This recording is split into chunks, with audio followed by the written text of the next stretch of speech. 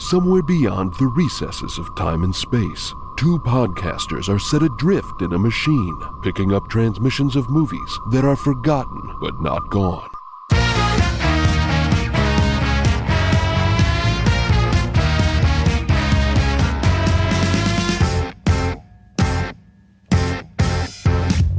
Welcome, everyone, to What Will Be Movie Memory Machine, the only podcast about forgotten movies that span space and time. I am your host, Landon Solano, joined always by my co-host, Truman Capps. Truman, it's good to see you. Landon, it's good to be seen no matter where in time and space we are. We just want to give you a taste of what Movie Memory Machine is going to be like in our first season, which premieres April 26th, 2024. That's a Friday. Right here, first thing in the morning. Check your podcatchers. The second you wake up. What do you want to say about this first season? I feel like right now we're basically two people at Costco wearing hairnets offering out a tray of different types of samples, and I think that this first season is really just a perfect sampler platter of all the kinds of different movies that just slide off of humanity's memory. You know, we've got big sweeping adventure epics, we've got children's films, we've got gritty historical biopics, we've got romantic comedies.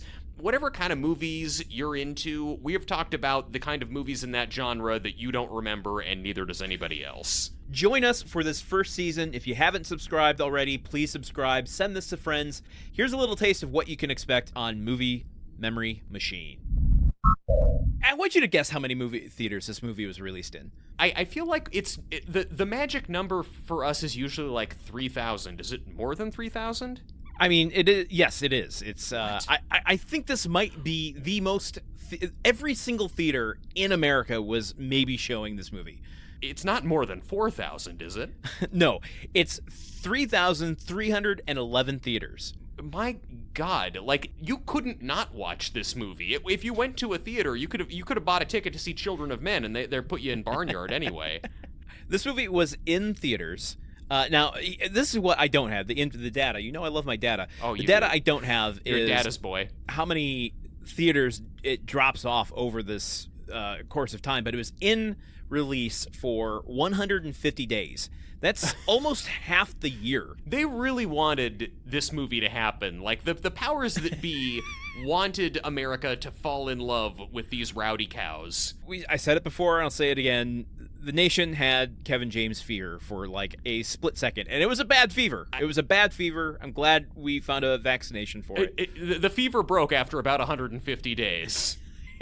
but the casualties were thousands and thousands of empty theaters. A budget of $51 million. I think that's about what you'd expect for a 2006 animated film. Sure. Domestic, $72 million. It turned a profit. I mean, wow. That's not what they would expect at that budget, I think, because of the marketing campaigns that go along with it. But if they had a movie in over 3,000 theaters for 150 days and didn't turn a profit, like, people would have been tried. Like, the studio would have killed some people for that.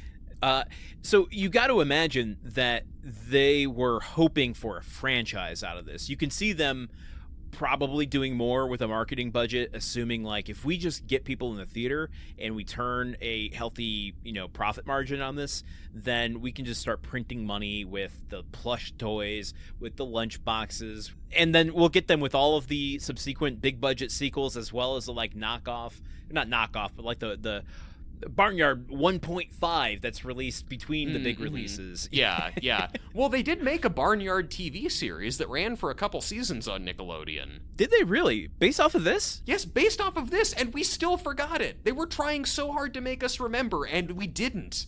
This was America's greatest act of cultural defiance, was us not remembering this movie that they really wanted us to care about. Imagine this. You are a director who does seminal movies that stick in people's childhoods.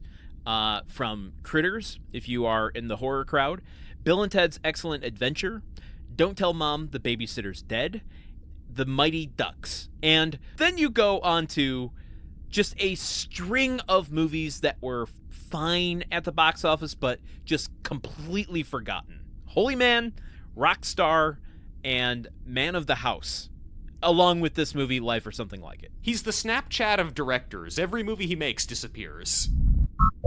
Like, this movie is the gritty reboot of Tarzan. It is the Dark Knight of Tarzan, or it's trying to be at least. And that glosses over the fact that Tarzan is inherently ridiculous. He is a dude who he's like if Dr. Dolittle fucked, basically. He's like a ripped buff sexy guy who can talk to the animals. Wait.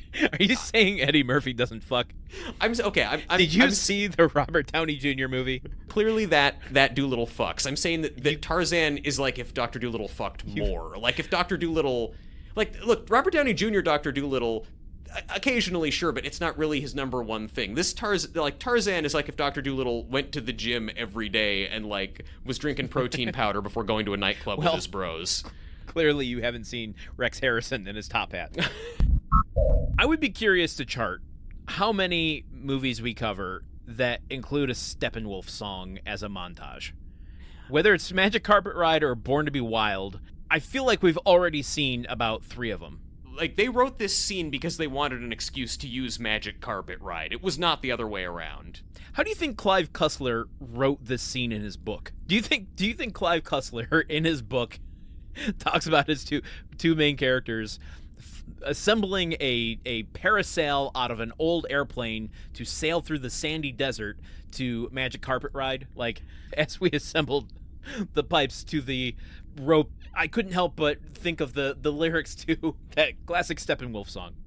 As someone who read a Clive Cussler book in middle school, I can just tell you this is not the dumbest thing that this series does. I can't imagine the ties to reality that they maintain over the course of them. One interesting tie to reality is that in the book I read, Clive Cussler wrote himself into it. He shows up and helps out Dirk Pitt and his best bud in their time of great need by giving them a snow machine. It's Deus Ex Cussler. That's what this movie was missing at the end, is Clive Cussler as the Nick Fury to bring them all together for the next movie. What it's missing is Clive Cussler showing up to help them turn a crashed airplane into a wheel-based sailing ship to get them through the desert. Clive Cussler is the guy standing there holding a boombox playing Magic Carpet Ride. Movie Memory Machine, coming Friday, April 26, 2024. Find it wherever you get your podcasts.